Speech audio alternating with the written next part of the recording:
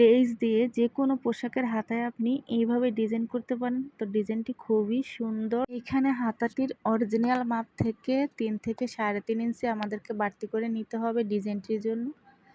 তো আপনারা দেখতেই পাচ্ছেন এখানে আমি এক্সট্রা যে কাপড়টুকু নিছি এখানে মার্জিন দিয়ে রেখেছি। তো এখানে আমি 3.5 ইঞ্চির মতো ভাঙা দিয়ে নিব। তো ভাঙা দেওয়ার পরে হাতাটিকে এভাবে আমরা ভাঁজ দেব। তো আমার দিকে খোলা অংশ রাখতে হবে আর আটকানো অংশ সামনের দিকে থাকবে। তো আমরা আটকানো অংশের দিকে এভাবে একটু রাউন্ড করে নিব। তো এখন এই রাউন্ড অনুযায়ী আমরা কাটিং করে নিব ডিজাইনটির জন্য।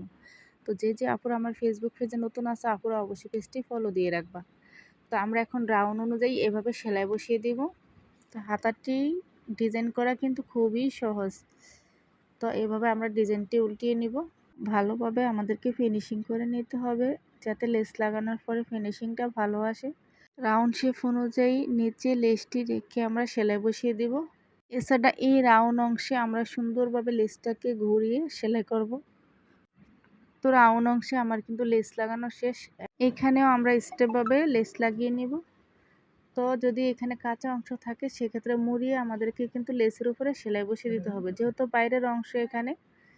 তো স্টেপভাবে সেলাই দিলেই কিন্তু অ্যাকুরেট হয়ে যাবে। তো এই ভিডিওটি অনেক অনেক গুরুত্বপূর্ণ, আপনারা অবশ্যই শেয়ার দিয়ে রাখবেন আর লাইক কমেন্ট করে আপনাদের মতামত জানিয়ে দিবেন। নতুন পেজটি ফলো দিয়ে রাখবেন।